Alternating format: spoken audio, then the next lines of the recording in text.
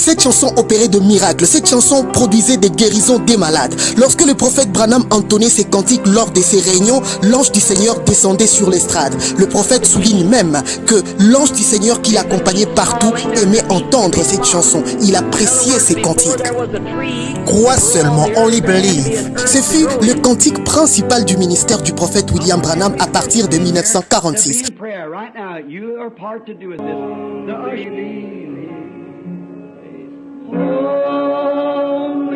Only believe, crois seulement. Ce fut le cantique principal du ministère du prophète William Branham à partir de 1946. Je vous amène à découvrir son auteur, le pasteur Paul Rader.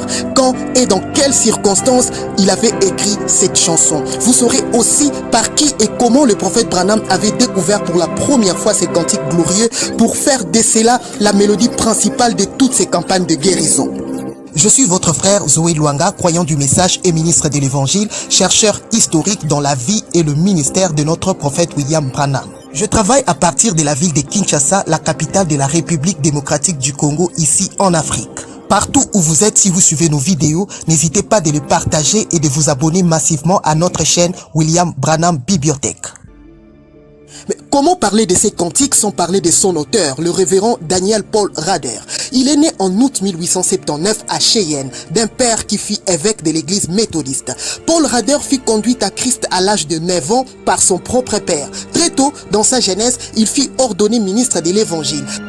Mais en 1904, lorsqu'il va commencer à fréquenter l'université de Denver au Colorado, à cause des enseignements sur la théorie de Darwin sur l'évolution, Paul Rader va remettre en question sa foi. Il va commencer à douter des Écritures au point de rétrograder. Il va complètement abandonner sa foi. Il va quitter son ministère jusqu'au point de devenir un boxeur et un homme d'affaires. En 1912, il va de nouveau se reconvertir lors d'un voyage d'affaires à New York par la prédication du révérend Simpson. Juste après sa reconversion, un jour, Paul Rader va se mettre à lire profondément la Bible dans son bureau.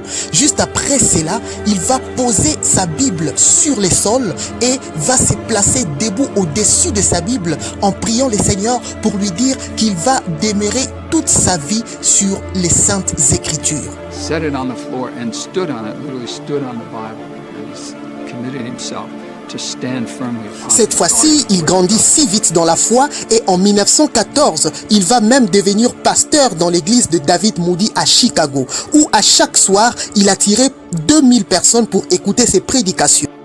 Ouvrons une petite parenthèse. Paul Rader avait un frère qui s'appelait Ralph Rader. Vers les années 20, Ralph Rader, le frère de Paul Rader, va installer un réveil pentecôtiste dans la ville de Jeffersonville en Indiana. C'est finalement lui qui, vers le début des années 30, va aider le docteur Roy Davis, le premier pasteur du prophète William Branham, à installer dans la ville de Jeffersonville sa première église baptiste missionnaire.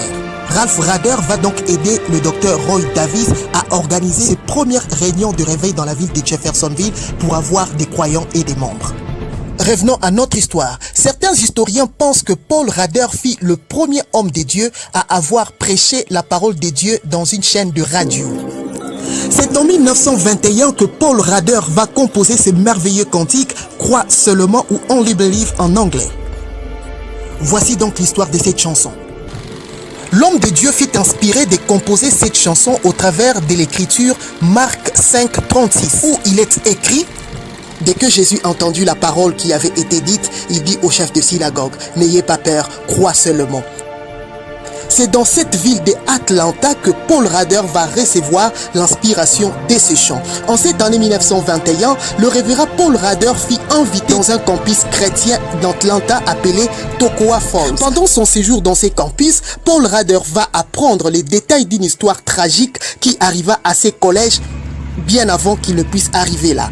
Le collège Toccoa Falls avait connu un grand incendie qui avait tout décimé. Mais malgré cette épreuve, les étudiants et les professeurs avaient tous persévéré. Il n'y avait aucun professeur qui avait démissionné ou un étudiant qui avait quitté le campus. C'est dans sa chambre de Stanley Cottage dans le campus de Toccoa Falls que Paul Rader écrivit ces chants pour encourager les étudiants et les professeurs de ces campus pour leur expliquer que durant notre voyage sur la terre, nous serons toujours confrontés à de nombreuses épreuves. Mais cependant, nous devons savoir que Dieu est au contrôle et peut accomplir ce qui est impossible. Notre devoir, c'est de croire et de lui faire confiance, car le Seigneur n'abandonne jamais son troupeau. Ainsi, le premier strophe de ces chants qui dit « Ne crains rien, petit troupeau » faisait juste référence aux étudiants et aux professeurs du campus de Toccoa Falls pour qui ces cantiques furent dédiés. Mais 25 ans plus tard, en 1946, le ministère du prophète William Branham va propulser à l'échelle mondiale ces cantiques au travers de ses campagnes de guérison.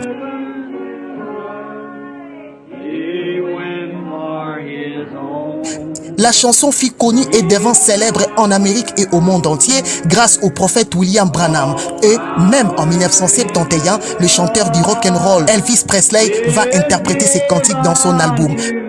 Mais comment le prophète William Branham a pu connaître ces cantiques? Voici l'histoire.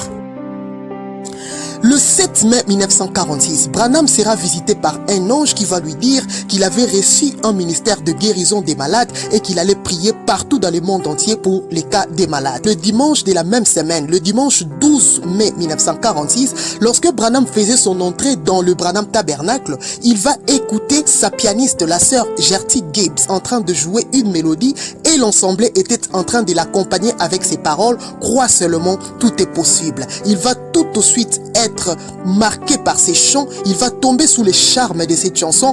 On dirait que l'onction qu'il avait reçue lors de sa rencontre avec l'ange la même semaine réclamait cette chanson. Le mois suivant, lorsque le prophète Branham s'en ira dans la ville de Saint-Louis en Ohio pour tenir la première campagne de guérison de son ministère, dans son équipe, il se fera accompagner par sa pianiste, la sœur Gertie Gibbs, qui va exécuter ses cantiques pour la première fois à la première campagne de Branham dans cette ville de Saint-Louis. Une atmosphère céleste surnaturelle fut créée au moment où ces cantiques furent joués dans cette campagne. L'ange du Seigneur descendu et il y eut des grands miracles qui s'étaient produits. Et depuis ce temps-là, l'ange du Seigneur a toujours aimé entendre cette chanson être chantée lors des campagnes du prophète Branham. Comme cette fois-ci à Phoenix en 1947, le prophète va demander aux gens d'être révérenciés pendant que ces chants étaient en train de jouer car l'ange du Seigneur appréciait ces chants. Le 19 juillet 1938, Paul Rader va rendre son dernier souffle chez lui à la maison. Un événement spécial va se produire au moment de sa mort, tel que Branham le raconte. Alors que Paul Rader était sur le point de rendre l'âme, une chorale de ses croyants était là en train de chanter le cantique « Mon Dieu, plus près de toi ». Soudainement, Paul Rader va leur interrompre et leur dit « Mais pourquoi chantez-vous ces cantiques ? Qui est en train de mourir, vous ou moi ?» Il leur dit de lever les rideaux et de chanter pour lui un bon cantique. La chorale s'est mise à chanter un cantique qui exaltait la puissance de Jésus. Il appela ensuite son frère Luc et lui dit « Luc, nous avons parcouru un long chemin ensemble, mais dans 5 minutes, je me tiendrai dans la présence de Jésus-Christ, revêtu de sa justice. » Paul Rader ferma ses yeux.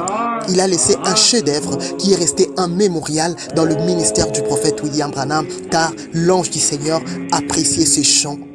On les believe, crois seulement.